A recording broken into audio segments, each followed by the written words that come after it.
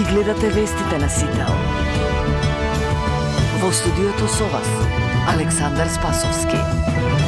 Добар ден, ви благодарам што сте со нас. Последниот извештај на Европската комисија беше главната тема на денешната седничка седница на Националниот совет за евроинтеграција и Комисијата за европски прашања во Собранието. На седницата присуствуваше евроамбасадорот Михалис Рокас, председателката Гордана Силјановска-Давкова и министерот за европски прашања Орхан Муртезани. Еве делот таа дебата. По 16 пати овој извештај, како и претходните, не говори само за евалуираниот, туку говори и за евалуаторот. Ако има оценка или надпревар за политичка спремност, тогаш ние ќе бидеме шампиони во спроведувањето. Резултатите ги гледаме. Што сакам друго да кажам, да истакнам? Значи, ЕУ понекогаш, како да е обседната со важни моменти и датуми, и сега слушаме дека ова е клучниот момент, повторно треба да се качиме на возот. Да, ова е важен момент. Зошто? Заради тоа што сме соочени со нешто што е спротивно на основната идеја на ЕУ. Најмногу загрижува, се разбира, областа на владењето на правото, нема никаков прогрес во функционирањето на судството и никаков прогрес во борбата против корупцијата и за последното веќе 3 години поред. Вкупната независност и финансиската независност на судството е подкопена од мешањето на други државни гранки. За жал, тоа исто така ги вклучува и обидите и на парламентите да вршат притисок врз членови на судството да дадат оставка. Висок представник на земја членка на Европската унија бил прилично јасен во неговото излагање дека во моментот во Европската унија не постои консензус за нови полноправни членки и дека е време да се почне да се размислува за некое меѓурешение кое што би значило повеќе интеграција, но без полноправно членство. До моментот додека се создадат услови за полноправно членство. И затоа она што ние го бараме од Европската унија, и тука не ја спорам волјата на Европската комисија, таа секогаш била искрен партнер. Но тоа што го бараме од Европската унија, од некои земји членки, е само поголема искреност. Ова е еден од најлошите извештаи кои што држава го добила од Европската комисија, полоше само тој во 2015 година, кога сме оценети како заробена држава. И сега трендовите не се поразлични, владата се обидува да ги покрие и да врши влијание на сите независни институции кои што се надвор од извршната власт. Најмногу, најсилно, најексплицитно на судската власт, јавен и јасен притисок, што за прв пат предизвика од 1991 година јасна реакција од судската фела. Преседан, би рекол, општествен, не само во државата.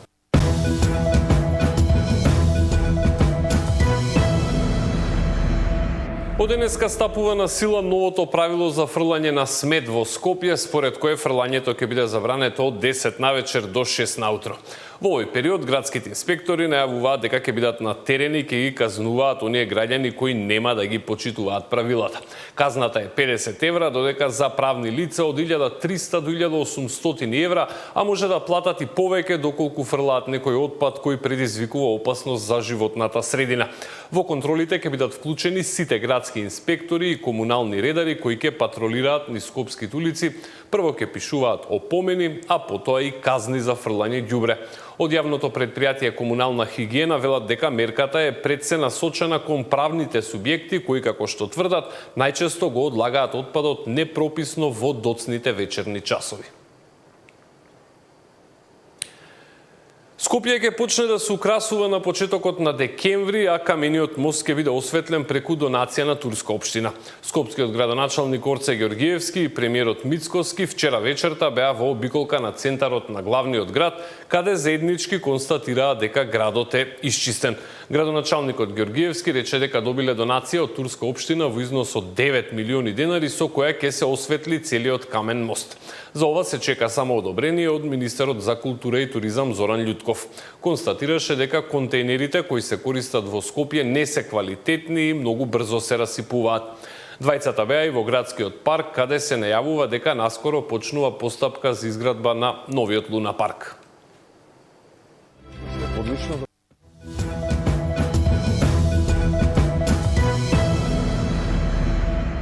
Од денеска е отворен јавниот повик за доделување вредносни ваучери од 250 евра за студенти за набавка на електронски уреди, кои се спроведува преку националниот портал Е-услуги, информираше Министерството за дигитална трансформација.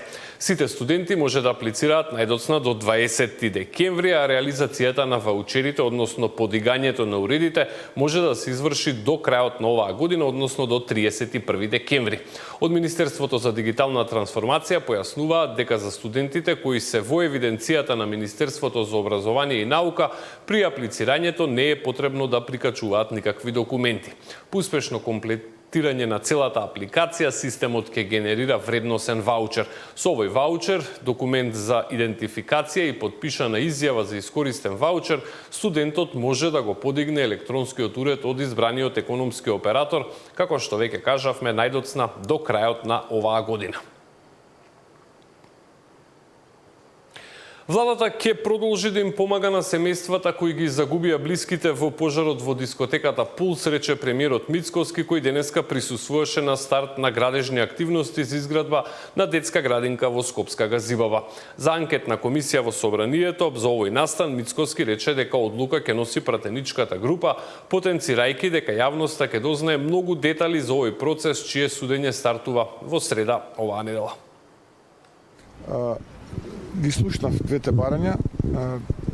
Апсолутно немам никаква дилема дека ние како влада правиме и ќе правиме се што е потребно за да се помогне во тој случај да се ублажи болката која што е неизмерна, неограничена, голема, а што се однесува за поддршката на анкетната комисија, тоа прашање мислам дека е добро да го поставите на пратениците. Мислам дека ваков тип на соочување со јавноста многу скоро ќе биде кога ќе почне процесот во суд, така што таму ќе можат сите и граѓаните, и јавноста, и вие медиумите да следите што се случува. Дуина партиски конгрес најава промени во раководството на партијата по резултатите на локалните избори, за кои тие велат и дека не се лоши, бидејќи освоиле мнозинство од гласовите на советничките листи. За оставката на Лога од Дуи велат дека е внатрешна работа на Алијансата на албанците. Чинот на оставка од сите партиски органи на господинот Лога е внатрешен развој во рамки на Алијансата за албанци. Демократската унија за интеграција до 20 декември веќе се определи и има одлука за одржување на конгрес, каде што ќе бидат избрани новите органи на Демократската унија за интеграција. По повод одбележувањето на Денот на Уставот, 34 години од неговото донесување, председателот на Уставниот суд Дарко Костадиновски преку видео обраќање упати честитка до граѓаните и ги повика на лојалност кон Уставот и исполнување на својата должност кон татковината. Почитувани граѓани, по повод 17 ноември, денот кога пред 34 години е донесен Уставот на Републиката, ве повикувам да му бидеме лојални на Уставот. Тоа е наша должност. Силата на Уставот лежи целосно во посветеноста на секој граѓанин да го штити истиот. Само доколку секој еден од нас ја чувствува таа должност, уставните права ќе бидат заштитени. Изградбата на правната држава денес е чин на врвен патриотизам и љубов кон сопствената татковина. Тоа е најсигурниот начин да го зачуваме заветот на нашите предци и најсигурниот начин да создадеме иднина за нашите наследници. Иднина во слободна, демократска и просперитетна држава. Ве повикувам на овој ден, како генерација, да ја исполниме нашата должност кон татковината.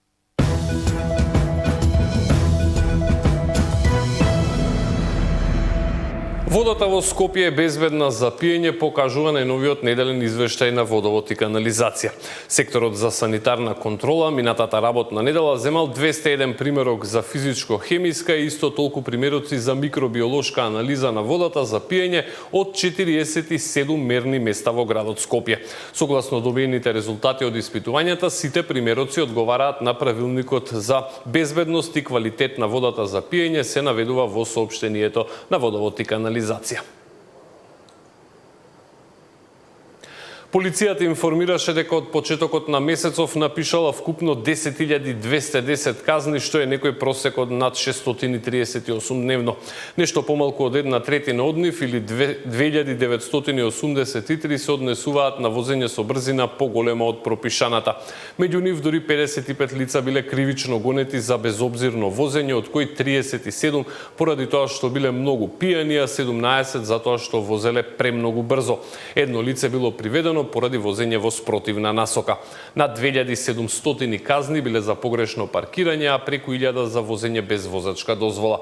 300 лица биле казнети за возење под дејство на алкохол. Казнети се и 282 пешаци и 4 возачи на електрични тротинети. Од полицијата апелираат до сите учесници во сообраќајот да ги почитуваат правилата и да придонесат за поголема безбедност.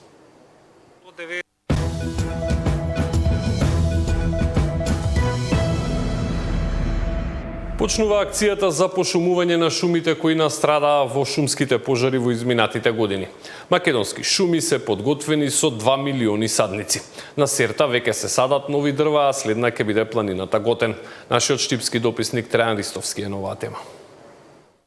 Започнува акцијата за пошумување на опожарените подрачја во големите пожари, кои изминатите години опустошија голем дел од шумскиот фонд во земјата.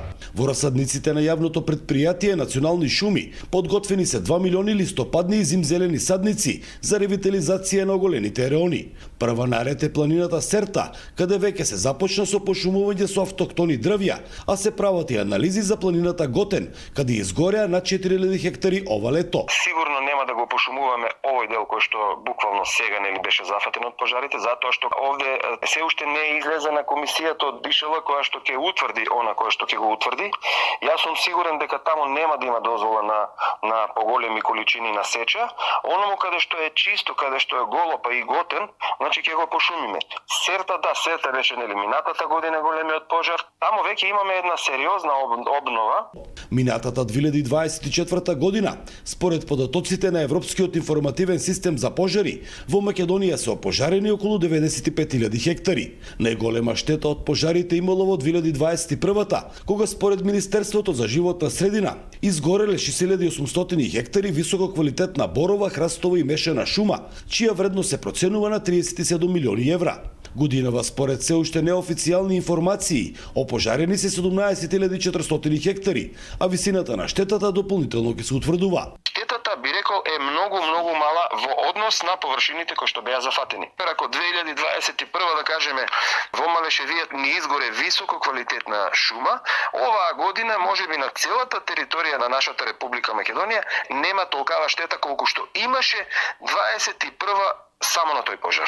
Околу 90% од пожарите во Македонија се предизвикани од човечки фактор, намерно подметнати или проширени од запалени страништа. Годинава МВР поднесе 46 кривични пријави, а уапсени се 66 лица, кои се сомничат дека предизвикале пожари на отворено.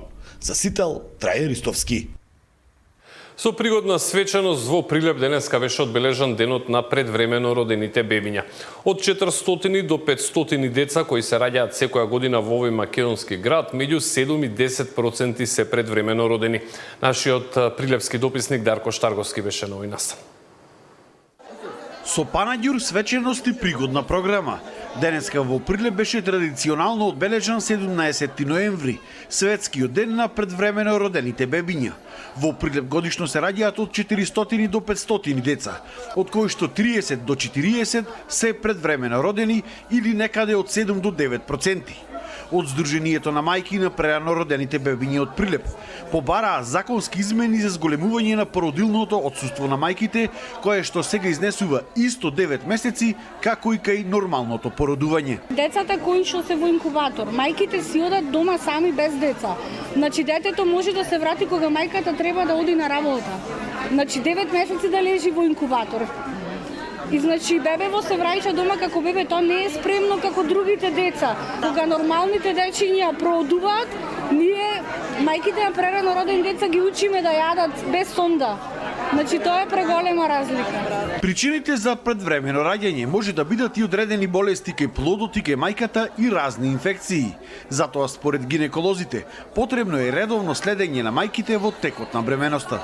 Наша цел е сите пациентки кои што ќе ги детектираме дека имаат ризик од предвремено породување, заедно со матичните гинеколози, да ги следиме поинтензивно, правилно да даваме терапија и да ги насочуваме и да ги едуцираме во кои ситуации како треба да делуваат.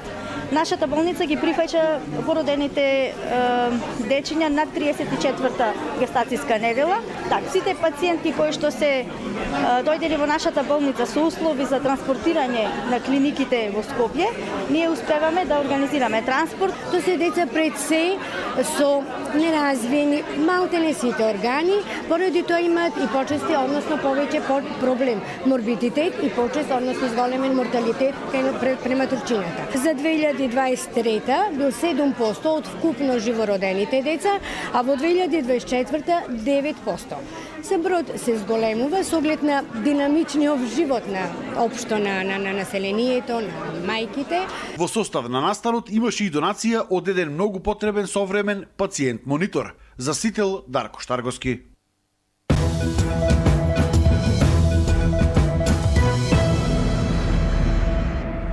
Вести од светот во избор на Марија Ников. Повеќе од 70 училишта во Австралија се затворени во текот на денешниот ден поради чистење од како беше откриен азбест. Оваа материја се наоѓала на неколку шарени